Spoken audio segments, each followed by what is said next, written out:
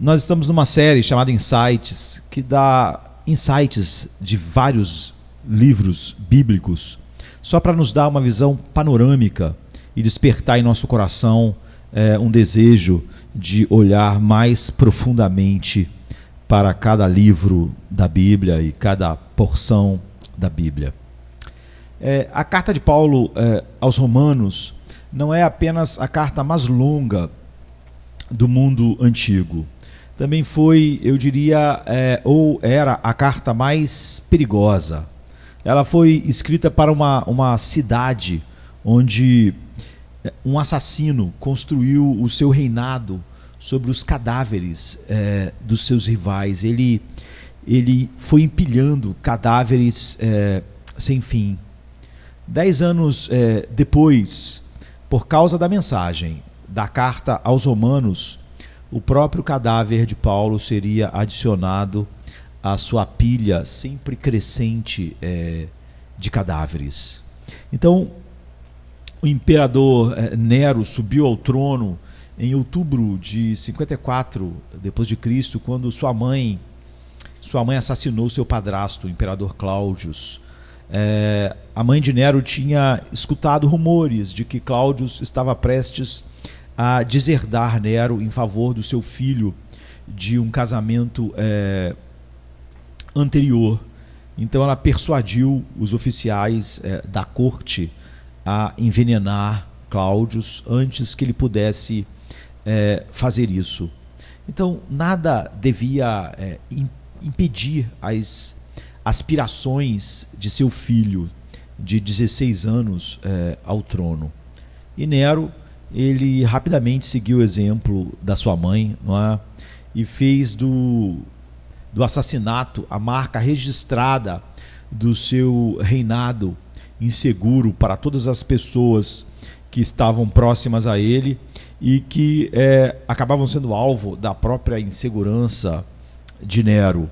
Então, poucas semanas depois de se tornar o governante mais poderoso do mundo, Nero consolidou sua posição envenenando o seu meio-irmão, que era a ameaça pela qual a mãe dele mandou matar o imperador Cláudio.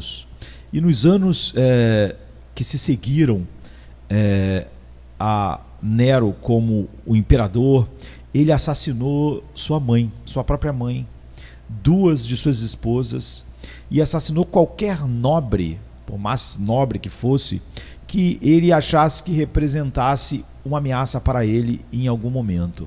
De tal maneira que o famoso historiador romano Suetônio, ele nos diz que Nero não mostrou nem discriminação, nem moderação ao condenar à morte quem quisesse, sobre qualquer pretexto que ele achasse correto para matar alguém. E é por isso que quando Paulo escreveu de Corinto aos cristãos que viviam exatamente em Roma, na capital do império, na primavera de 57 depois de Cristo, a sua carta, que eu diria tão perigosa quanto a carta aos Romanos, era tão perigosa quanto jogar uma tocha acesa em uma sala cheia de pólvora, ou numa sala cheia de gasolina, ou acender um fósforo numa sala cheia de gás. Paulo afirmou que havia um verdadeiro rei e que não era Nero. Muitos de nós perdemos isso porque a gente passa rapidamente pelas escolhas de palavras de Paulo em seus versículos iniciais. Mas eu diria que tem 3 palavras chave para uma visão panorâmica apenas, não podem ter falhado em chamar a atenção dos leitores originais da carta de Paulo, ou seja, os romanos que receberam essa carta. Primeiro, Paulo usou a palavra grega evangelion, que significa evangelho, boas novas. Essa foi uma palavra técnica usada pelos próprios Césares para proclamar a notícia de que havia gerado um herdeiro ou obtido uma grande vitória no campo de batalha. Então, por exemplo, uma inscrição nas ruínas de uma cidade grega chamada Priene, que data de 9 antes de Cristo, declara que quando César apareceu, ele superou as esperanças de todos, as esperanças, as expectativas de todos os que receberam o Evangelho. O aniversário do Deus Augusto foi o início do Evangelho a respeito dele para o mundo, é o que está escrito. Então Paulo, portanto, ele usa a palavra Evangelium como um desafio deliberado à vaidade vã de César, nesse caso Nero, e de todos os Césares. O verdadeiro evangelho não eram as boas novas de Roma sobre Nero, sobre suas vitórias, mas o evangelho de Deus sobre o seu filho. Em segundo lugar, Paulo usou a palavra Curios, ou Senhor. Esta foi a palavra usada pelos tradutores do Antigo Testamento, do hebraico para o grego, para traduzir o nome de Deus, Yahweh, né? Mas também foi um título que os imperadores romanos usaram para si mesmos. Um dos oficiais de Nero ilustra isso, referindo-se a ele como o Curios, em Atos 25, verso 6. Então, a carta de Paulo contou aos romanos uma história perigosamente diferente. Ele anunciou o reinado de Jesus Cristo, o nosso Senhor. E mais, ele prometeu em Romanos 10, 9, que se você confessar com a sua boca Jesus é Curios, é o Senhor, e crer em seu coração que Deus o ressuscitou dos mortos, você será salvo. Em terceiro lugar, Paulo usou a palavra Christus, significando Cristo, né, o Messias, o ungido de Deus. E essa palavra é usada no Antigo Testamento grego para se referir ao herdeiro do rei Davi, que um dia tomaria o seu trono e estabeleceria o reino de Deus, que duraria para todo sempre. Por exemplo, Daniel 7 havia profetizado que esse Messias enfrentaria impérios com dentes de ferro e os destruiria junto com seus governantes arrogantes. E os 4 impérios de Daniel 7, 1:7 pertencem, por sua vez, como consenso, à Babilônia, ao Império Medo-Pérsia, Macedônio e, por fim, Roma. Então agora Paulo afirmava que esse Messias tinha vindo, Jesus de Nazaré. Ele estava dizendo aos romanos que havia um novo rei na cidade, o verdadeiro Curios, o verdadeiro Senhor. O apóstolo Paulo, ele nunca usa a palavra rei, né, em Romanos, visto que os romanos do primeiro século, eles usavam a palavra rei para descrever os governantes fantoches que eram colocados pelo império em cada um dos lugares, como Herodes, por exemplo, na história tão conhecida por nós. Então, para esclarecer que tipo de rei Jesus é, e não um fantoche romano como os reis eram naqueles dias, ele usa a palavra muito mais perigosa, Curios, e Paulo usa essa palavra mais de 40 vezes na carta, dizendo que o Curios, o Senhor, é Cristo. E nós temos que entender que os cristãos, como Paulo e os que receberam a carta, eles não falavam que Jesus era o Senhor do seu coração, como as pessoas costumam às vezes fazer hoje, como se fosse uma coisa meramente particular. Jesus é o Senhor de tudo. Ele é o Curios de tudo, de todos, de todo mundo, de todo o universo, e não apenas o Senhor do meu coração. Então pare por um momento e pense como isso era arriscado.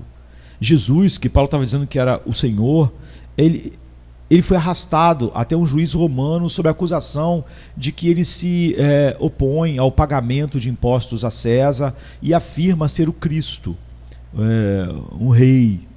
E quando o juiz romano hesitou em condená-lo, os inimigos de Jesus lembraram a esse governante romano: se você deixar este homem ir, você não é amigo de César. Qualquer um que afirma ser rei e não aqueles reis fantoches, se opõem a César. Então o juiz, portanto, ordenou que Jesus fosse crucificado por uma equipe de soldados romanos, usando uma coroa de espinhos, zombeteira, e sob uma placa que dizia a todos o que Roma pensava de sua afirmação de ser o rei dos judeus.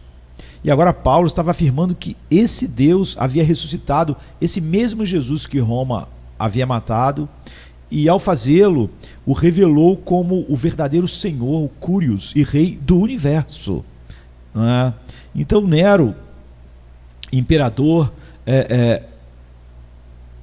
porque a guarda pretoriana o apoiou quando ele se aproximou do cadáver do seu pai, é por isso que ele se tornou imperador, porque a guarda pretoriana o apoiou quando ele se aproximou do cadáver do seu pai.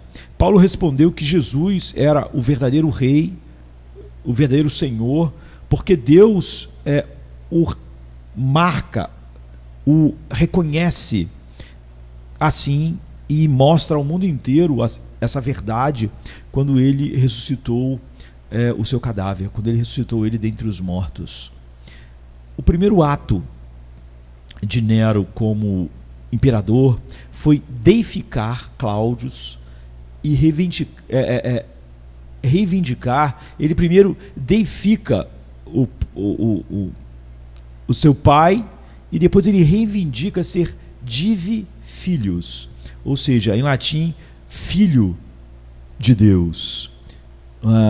Então Paulo respondeu que na verdade foi Jesus quem, pelo Espírito de Santidade, ele diz no verso 4, foi declarado com poder o Filho de Deus. A palavra em grego, orizo, no verso 4, significa nomear ou marcar. Visto que Jesus é o Filho eterno de Deus, Paulo está nos dizendo que Deus o marcou publicamente para o mundo inteiro como seu Filho, quando ressuscitou dentre os mortos. Apesar dele ser o Filho eterno, é ali que o Pai está marcando diante dos olhos do mundo todo ele como o Senhor. Essa ameaça não foi perdida pelos inimigos de Paulo, que acusaram Paulo de desafiar os decretos de César, dizendo que havia outro rei, outro Senhor chamado Jesus. Em Atos, a Bíblia diz assim: e não os achando, trouxeram Jason e alguns irmãos à presença dos juízes, dos magistrados da cidade, denunciando, clamando: estes que têm alvoroçado o mundo chegaram também aqui, os quais Jason recolheu, e todos esses procedem contra os decretos de César, dizendo que há outro rei chamado Jesus. Em Atos 17, 6 e 7. Então Paulo começa a sua carta aos Romanos dizendo-lhes que o novo rei salva tanto objetivamente quanto subjetivamente na experiência do dia a dia. No capítulo 1 a 5, 6 a 8.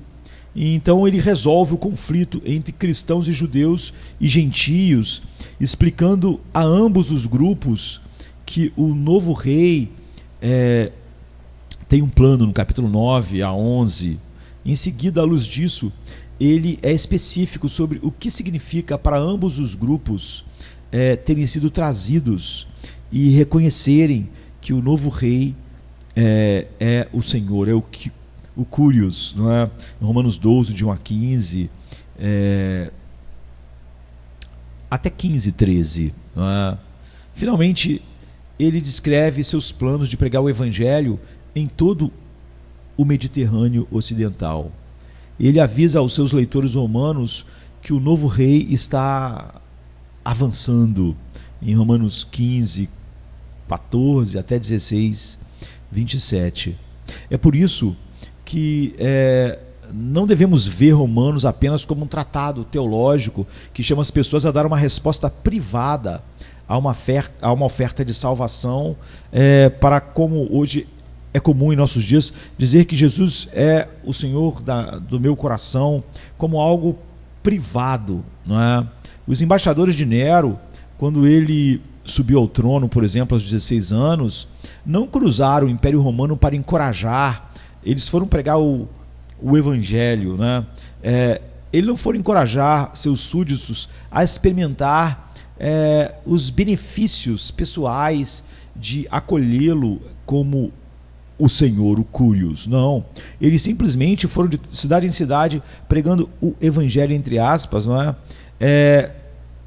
Anunciando que Nero era o imperador, era o Curios, gostassem ou não os ouvintes, e que precisavam se submeter ao seu governo ou enfrentar as consequências mortais de não fazê-lo. Da mesma forma, Paulo escreveu esta carta e enviou ao quintal de Nero em Roma, para proclamar que Jesus Cristo era o Senhor, o Curios, e eles precisavam se render a isso. Nero poderia executar Paulo 10 anos depois, e ele o fez em Roma, como um dos últimos atos desesperados do seu reinado em desintegração. Mas ele não conseguiu resistir à sua mensagem conquistadora. E ainda hoje, quando as pessoas leem Romanos, descobrem que o Rei Jesus é realmente o Senhor, não é? Ressurreto dentre os mortos, ele é o Senhor, e que o seu plano para salvar homens, né, os homens que o Pai lhe deu lá na eternidade, de todas as nações, está se aproximando cada vez mais do grande final, está cada vez mais perto do seu fim. Então, vamos nos preparar para experimentar a mensagem de Romanos por nós mesmos. O que quer que o mundo possa ter nos dito, e quaisquer coisas que o mundo diga que sejam os falsos evangelhos, as falsas boas novas, que vão finalmente mudar as coisas, consertar o homem internamente, consertar o mundo, não é? Dando esperança em que nós possamos ter acreditado antes. É hora de experimentarmos realmente, integralmente e ousadamente o Evangelho de Deus a respeito do seu Filho. Não existe outro evangelho, ou seja, não existe nenhuma boa nova que possa vir do mundo, do humanismo secular, da nossa cultura, que traga qualquer tipo de salvação interior, exterior, espiritual, psicológica. Então é hora de acordarmos para o que significa quando Paulo nos diz que há um novo rei na cidade, como ele disse para os romanos, há um novo Curios, um novo Senhor, o Senhor Jesus Cristo, que tenha em nossas vidas, não é, essa verdade, o mesmo peso que teve para os romanos, mesmo estando sobre a sombra, no quintal de Nero, e desperte em nós a mesma ousadia que despertou naquelas pessoas e no apóstolo Paulo. E ainda que sejamos mortos, por exemplo, como Paulo foi 10 anos depois, nem a morte, nem a vida pode nos separar do amor de Deus que está em Jesus Cristo, o Senhor. Amém, queridos? Amém. Até a próxima.